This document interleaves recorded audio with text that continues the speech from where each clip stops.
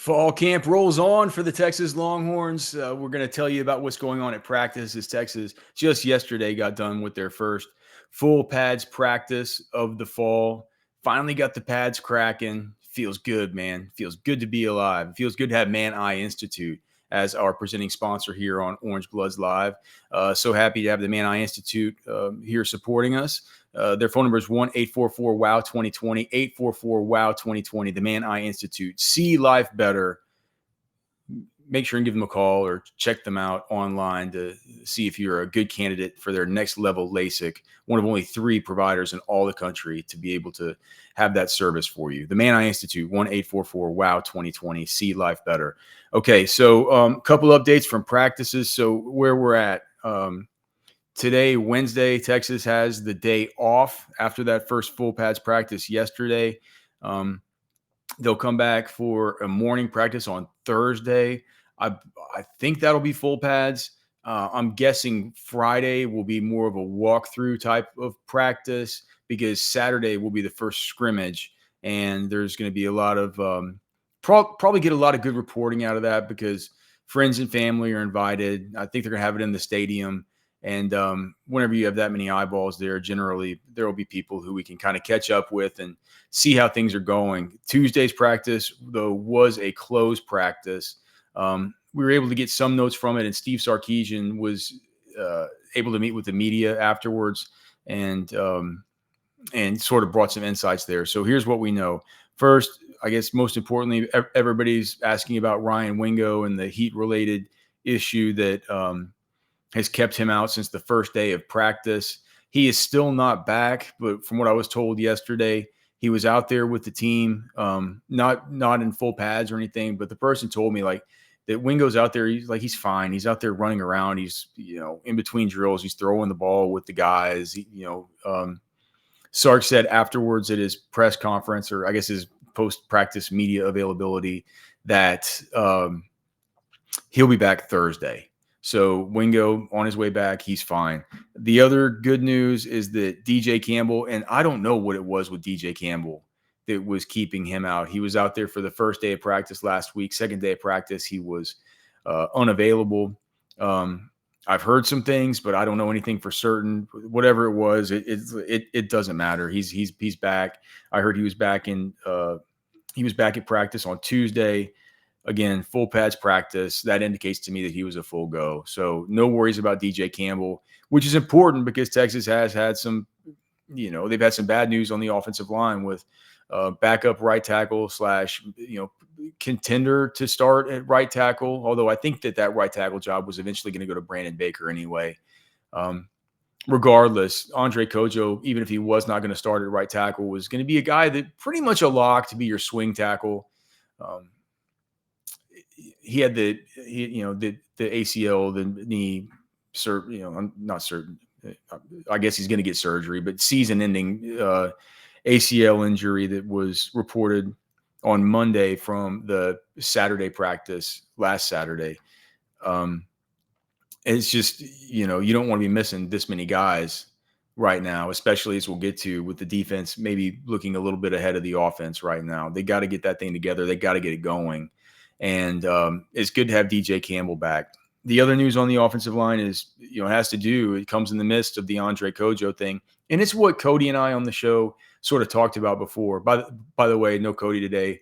He's unlucky enough to be in the beautiful Teton Mountains in Wyoming. So go and look at his X account if you'd like to see some photos of that. Gosh, man. If it wasn't so windy and snowy up there and just so cold, it seems like it'd be the perfect place to live. Just so beautiful. But it was what we predicted, is that Nick Brooks has been moved now from what I've been told, and I think it's going to stick, has been moved from the third team left tackle to second team right tackle. And it was obvious that you couldn't have your right tackles be Brandon Baker and then right behind him, a truly developmental prospect in Jordan Coleman, who'd been lining up at the right tackle with the third group. Jordan Coleman, Devin Coleman, both came in as interior offensive line prospects. and it felt like, Jordan Coleman might have just been kind of like the 15th dude. And it was good. It was great to have, 3 lines filled with scholarship players, right? But it felt like, they just kind of shoehorned him in at right tackle because that was the spot that they needed a body at. So he's still a developmental guy, much like Devin Coleman, as far as the 2 summer enrollees that came in as part of that group. They actually have a triplet who's their I forget his name. I think he's number 94 but he's on defense, and he's a preferred walk on. Regardless, Nick Brooks to right tackle. I still think at the left tackle it'll be Jaden Chapman, who's sort of the swing guy who might play both. But I don't know, man. Like, knock on wood, any hit to offensive tackle now is really going to cause some kind of issue, man. Not much experience here with these guys, and I think it's probably showing in practice with what we're hearing about the defense. I'll get to that in 1 second. Just a couple other things. I asked about the tight end Jack injuries, because when we started out camp, here's a guy that people talk about as like a top 5 tight end in the country. And when we first started camp, he came in as a summer enrollee, and for the first couple of days, he was working with a third team. And I was just asking somebody, what's up with him? Is he looking better? Because he was third team to start. And this guy's like, he's looked good. He's starting now. So I'm like, I wrote back. I'm like, oh, that was quick. So apparently Jack Injuries is out there looking good, running with the first team. But like I said, it feels like we've gotten better reports about the defense so far, and I think it's to be expected. Coach Sark even said that coming into most camps that he wants his defense to seem like they're ahead of the offense, right?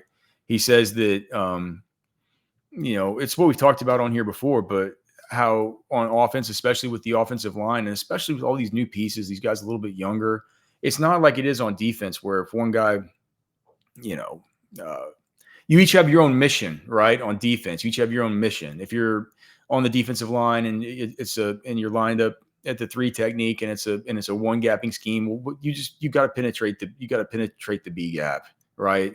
Move your man upfield. If you're 2 gapping, you're at the 4 technique. You get lower than the offensive tackle. You get your hands inside. You press him off. You diagnose B gap, diagnose C gap, right? It's not.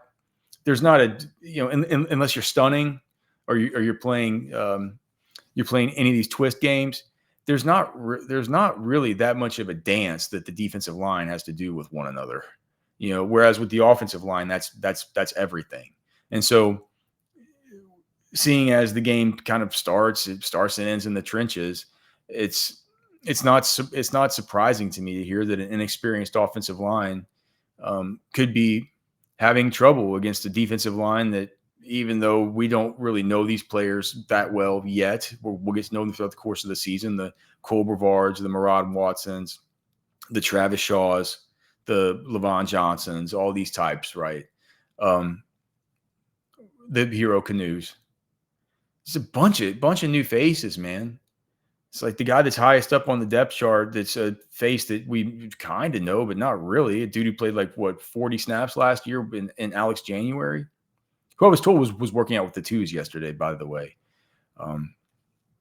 It's like that's still a lot. That's a lot of big 330-pound type guys, a whole lot of depth. They can bring him in waves. And I think that's another thing. It's what Sark was saying.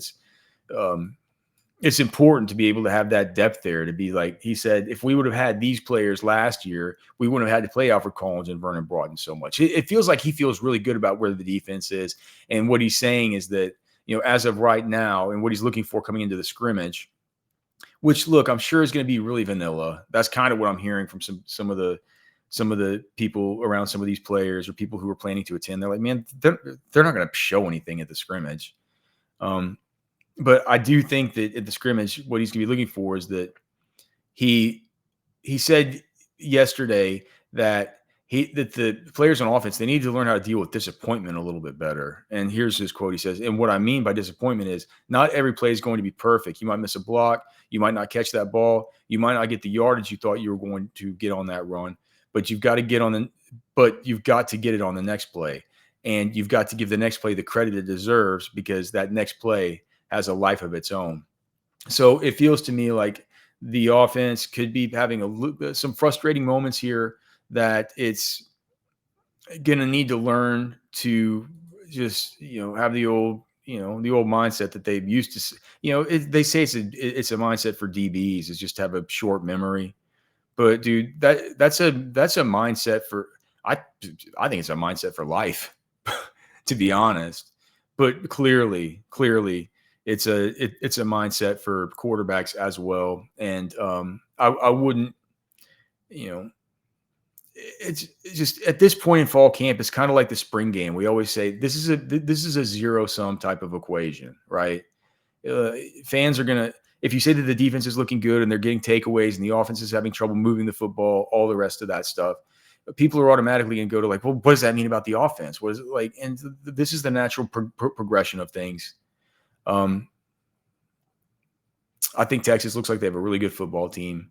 And look, if they're where Sark wants them to be and where Sark expects them to be based on where the defense is right now versus where the offense is right now, then that's where you should want them to be because Sark has forgotten more in his pinky about football than most of us are ever going to know.